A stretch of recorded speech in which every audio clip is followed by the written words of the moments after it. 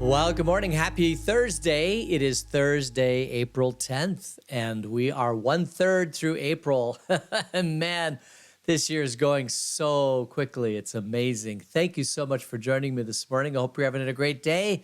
It was 57 degrees out this morning.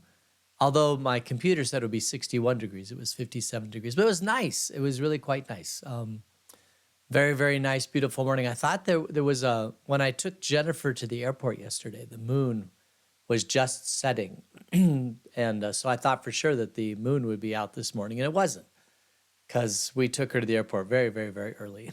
So, but she made it to California and back and had a great conference. It was a good day yesterday. Yeah, it's just, this is the time of year when it's so beautiful and nice to be outside. Clear, sunny morning this morning.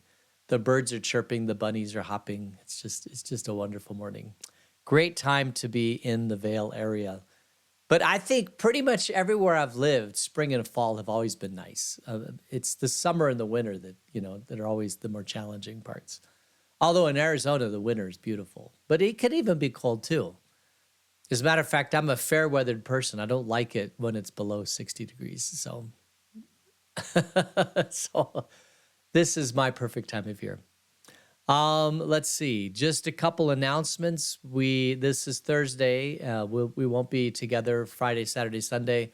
Sunday is Palm Sunday, and so we're looking forward to that. We'll have a special choir on Palm Sunday. That's going to be nice to listen to, and of course, we'll have the kids process with the palms, and that'll be nice. And then it begins Holy Week. Thursday night is First Communion for our First Communion candidates. And then Friday is the Good Friday services. We have a morning one and an evening one. And then Sunday morning is the Easter service, Easter sunrise. Yeah, a lot of stuff going on next week. And then it's Crash Week, except it's not Crash Week because the next week is just outrageously busy. You push everything off past Easter, and it creates a very, very busy week. Let's see. We do have a couple birthdays. We don't have any birthdays today, but over the weekend on Sunday, we actually have two birthdays. One of them is Kim Lonsway. Happy birthday, Kim. And the other birthday that is on Sunday is Suzanne Thorson. So happy birthday. Hope you have a great, great, great birthday. And I hope God blesses you and fills you with love and joy, and you bring a blessing. So we pray God brings a blessing to you. All right. I think that's all the announcements that we have. Why don't we go ahead? This is I was doing quite a bit of research before the study today, just to try to figure out what all this means. So this is Mark chapter 10, and let's go ahead and get into it. This is a teaching by Jesus, and we'll see where it takes us. But this is Mark chapter 10, beginning at verse 1. Then Jesus left that place and went into the region of Judea and across the Jordan. Again, crowds of people came to him, as was his custom. He taught them. Some Pharisees came and tested him by asking, "Is it lawful for a man to divorce his wife?" Is it lawful for a man to divorce his wife? Now, apparently, when I was reading this, it said, well, let's go here. I'll bring it up. This is Bible Study Tools Encyclopedia about divorce. And it says, women among the Hebrews, as among most nations of antiquity, occupied a subordinate position, though the Hebrew wife and mother was treated with more consideration than her sister in other lands. Even in other Semitic countries, her position nevertheless was one of inferiority and subjection. The marriage relation, from the standpoint of Hebrew legislation, was looked upon very largely as a business affair, a mere question of property, A wife, nevertheless, was indeed, in most homes in Israel, the husband's most valued possession. And yet, while this is true, the husband was unconditionally and unreservedly the head of the family in all domestic relations. His rights and prerogatives were manifest on every side. Nowhere is this more evident than in the matter of divorce. According to the law of Moses, a husband, under certain circumstances, might divorce his wife. On the other hand, if at all possible, it was certainly very difficult for a wife to put away her husband. Unfortunately, a double standard of morality in matters pertaining to the sexes is at least as old as Moses. And then there were two schools of divorce. In the law of divorce is in Deuteronomy 24, 1 through 4. In the Old Testament law concerning divorce, apparently quite clear, is recorded most fully in Deuteronomy 24, 1. A perusal of the commentaries will nevertheless convince anyone that there are difficulties of interpretation. The careful reader will notice that the rendering of the King James Version and the Revised Version, British and American, differ materially. The King James Version reads in the second part of Deuteronomy 24:1, "Let him then write a bill," etc. The Revised Version, British and American, has "that he shall write," etc., while the Hebrew original has neither then nor that, but the simple conjunction "and." There is certainly no command in the words of Moses, but on the other hand, a clear purpose to render the proceeding more difficult in the case of the husband. Moses' aim was to regulate and thus to mitigate an evil which he could not extirpate. The evident purpose was, as far as possible, to favor the wife and to protect her against an unceremoniously expulsion from her home and children. As already suggested, marriage among the Hebrews, as among the most Orientals, was more a legal contract than the result of love and affection. It would be, however, a great mistake to assume that deep love was not often present, for at all times the domestic relations of the Hebrew married couple have compared most favorably with those of any other people, ancient or modern. In this last analysis, it was nevertheless a business transaction. The husband or his family had, as a rule, to pay a certain dowry to the parents or guardians of the betrothed before the marriage was consummated. The wife thus acquired could easily be regarded as a piece of property which, without great difficulty, could be disposed of in cases of the husband for any reason were disposed to rid himself of an uncongenial companion and willing to forfeit the mohar which he had paid for his wife. The advantage was always with the husband, and yet the wife was not utterly helpless, for she too, though practically without legal rights, could make herself so intolerably burdensome and hateful in the home that almost any husband would gladly avail himself of his prerogative to write her a bill of divorcement. Thus, though a wife could not divorce her husband, she could force him to divorce her by making the life miserable, probably. So that's kind of an overview of divorce. And apparently at the time of Jesus, it goes on to say that there was the legal question of what was the reasons for divorce. And some schools of thought said for any reason, just, make it easy, and others were make it hard. And the interesting thing I find about it is if we go to Deuteronomy 24, it doesn't really say a lot. It says, if a man marries a woman who becomes displeasing to him because he finds something indecent about her, and he writes her a certificate of divorce, gives it to her and sends her from his house, and if after she leaves his house, she becomes the wife of another man and her second husband dislikes her and writes her a certificate of divorce, gives it to her and sends her from his house, or if he dies, then her first husband who divorced her is not allowed to marry her again after she's been defiled. That would be detestable in the eyes of the Lord. Do not bring sin upon the land of the Lord, your God is giving you an inheritance. So it almost sounds like this was like a common practice. The question here isn't even, can a man divorce his wife? It's almost like assumed that a man could divorce his wife. The prohibition here in Deuteronomy 24 is if two people get married and the man divorces his wife, she goes to another man, and then she wants to come back to man number one, you can't do that. It's detestable. Um, which is fascinating. Because but all of this, I mean, and Jesus will get into this. All of this is predicated on the fact that there's a broken relationship, and truly, broken relationships are horrid. Um, my understanding is that the vast majority of divorces happen because the woman wants to divorce the man, and um, if you know any men who are madly in love with their wives, there's something about the male psyche, and I can only speak for my male psyche. So I'll just say there's something about my male psyche that don't want to say this too loud, but it's true. I mean, most men fall head over heels in love with a woman, and it never stops, till the day they die. And there's just a strong, strong bond of connection that if a woman were to leave the man, would it crushes him. If you've ever known any man whose wife has died, it crushes him. It's very, it's just very, very challenging, extremely challenging.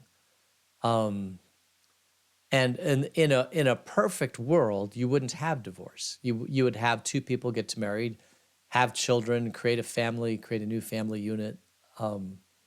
And just create that new entity called the man-wife entity. I mean, the man leaves his mother, the woman leaves her home, they come together. It's a new entity, and ripping it apart, it just is very emotionally and sociologically very, very challenging. If you know anybody that grew up, my parents were divorced when I was 6, and I guess I was probably young enough to where it didn't create too much damage in my life. But my older brother, I know it was challenging for him, and my sister too, who's older than I am. And it creates new relationships and new things that can be very, very challenging to work out. And it's not the ideal by any means. The ideal is what God laid down together, which is man and woman come together to form one bond.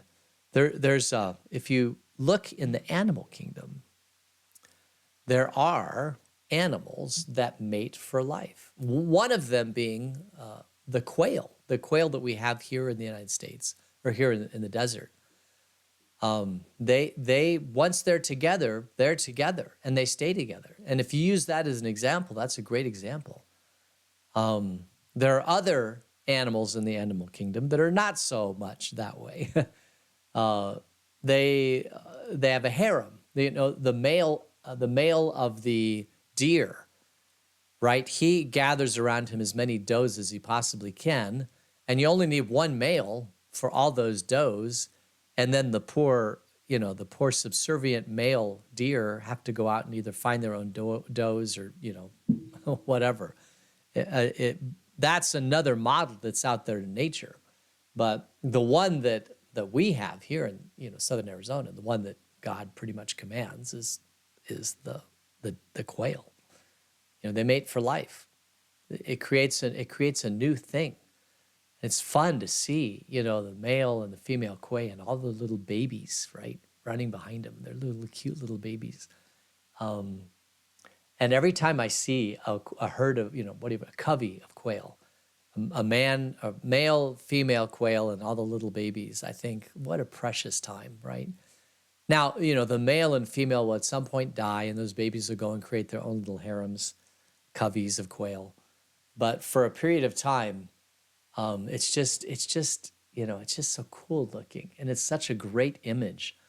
As a matter of fact, some minivans will put on them, the quail. They'll have the big male quail and the female quail and the little babies, right? And it's like, this is who we are, and it's kind of cool. If in a perfect world, I love that, but we don't live in a perfect world. Sometimes it just doesn't work out. It just doesn't work out.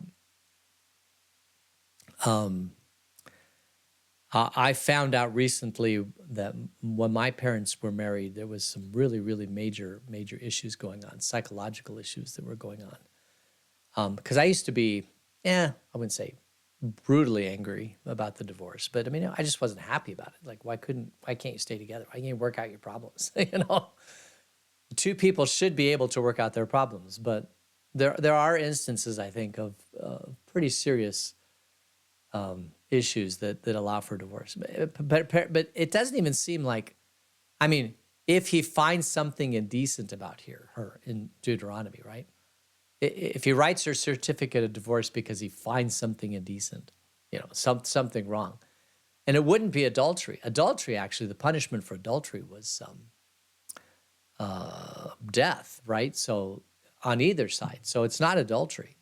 It's basically just a personality flaw or something, like that. I suppose, that the marriage relationship isn't producing children. That might be possibly part of the issue. I don't know. But let's go to see what Jesus says. So that was the question. And they want to test Jesus. The reason why they want to test Jesus is because it's a big question at the time. Should the divorce happen for little reasons or big reasons or not at all? And, they always come to Jesus testing him. And so Jesus is clever. What does he say? Verse 3, "What did Moses command you?" He replied. They said, "Moses permitted a man to write a certificate of divorce and send her away." "It was because your hearts were hard that Moses wrote you this law," Jesus replied. "But at the beginning of creation, God made them male and female. And for this reason, a man will leave his father and mother and be united to his wife, and the two will become one flesh. So they are no longer two, but one flesh. Therefore, what God has joined together, let no one separate." And when they were in the house again, the disciples asked Jesus about this. He answered, "Anyone who divorces his wife and marries another woman commits adultery against her. And if she divorces her husband and marries another man, she commits adultery." So Jesus seems to be a little more harsh here. He says, if you leave, Jesus is taking a little bit of a more hardline position. Because remember, the punishment for adultery is death. Now, they weren't practicing it at the time of Jesus. Very few of the harsh Old Testament laws were practiced at the time of Jesus, but it was on the books. Jesus said, there's a reason why God put this together. It's because man and women come together. He created them male and female. The whole purpose of creation of male and female is to reproduce the human race, right? So he creates them male and female. And once they're joined together, they should not be separated. This is what Jesus says. The whole idea of creating the ability to divorce by Moses with their certificate was because we are imperfect human beings. But that is not the ideal. The ideal is to stay together. The ideal is to, what God has joined together, let no one separate. And if a man goes off and has another woman, or a woman goes off and has another man, that's tantamount to adultery. And of course, the punishment probably would not be death at the time of Jesus, but he's making it very clear. This shouldn't happen. And I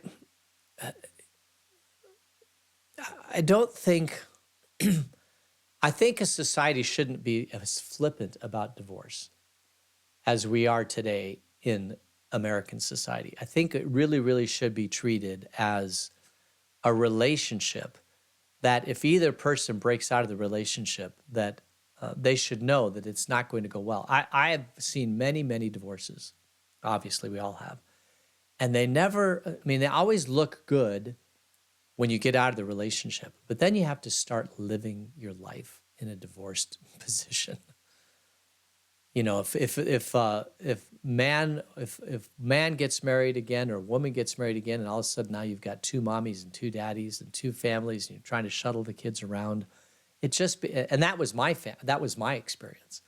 My mother after my parents divorced, my mother never remarried. She lived with her mother, my grandmother.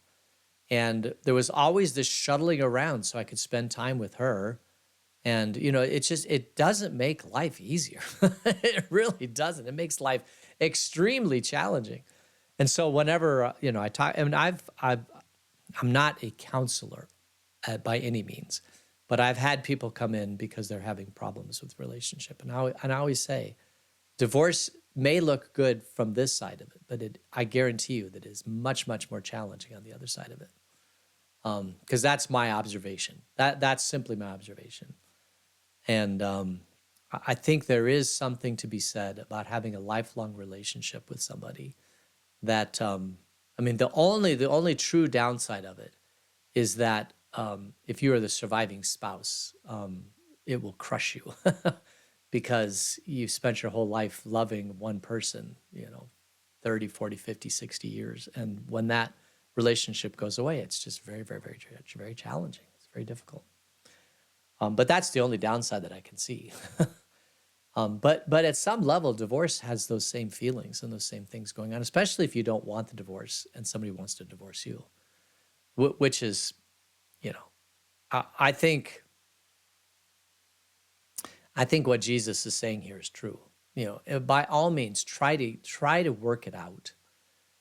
Try to figure out what the issues are. Go see counseling. Ask for forgiveness. Try, to communicate with each other. Try to figure out what the problems are. See if you can work it out. By all means, it's a whole lot easier to work it out than it is to get divorced, in my opinion. And that's not even to say what Jesus is saying, which is the men and woman come together and they're united as one flesh. But on the flip side, I've known people that it's like, this is not working out. this relationship isn't working out. I remember a couple that had that issue going on, and it simply wasn't untenable. And you don't want to live the rest of your life, in that situation. So it's it is challenging. And I will say this: the grace of Jesus covers us all. Whether or not we're, in a long monogamous relationship or for whatever reason something happens. We live in an imperfect world. We're all sinful. We've all fallen short. But the grace of Jesus Christ covers us. And so we're thankful for that. All right. Yeah, like when my parents got divorced, I think it was, I think it was the right thing. Knowing now what I know, it's like, yeah, probably that was the right thing. But it's tough. It's really tough. I don't think it's property, though. It treat it in the Old Testament like property. The wife is the property of the man. I don't think that's a clear reading of Genesis at all. I think they come together and create a new thing. And I do believe that that it's true that love is more than just love is more than just an attraction. Love is a strong attraction, and love includes sacrifice. And I believe the more you sacrifice for this new entity, the more love deepens. And if you think that marriage isn't going to include sacrifice, you're kidding yourself. Marriage always includes sacrifice. And we grow through that sacrifice, and we become more mature in that sacrifice. And yeah, so have I said enough? Yeah, so Jesus was against divorce for sure. Well, there you go. All right. Yeah, man, it's time to move on. Time to close out this one. So, let's close in prayer. Gracious God, thank you for your grace that covers us even in challenging and difficult situations. And we thank you for what you do in our lives. In Jesus' name, amen. All right, so we'll end it there. Let me go over here and see where we are. Okay. Yeah. So God's blessings to all of you. May you have a great weekend. And we will see you on Monday. Take care.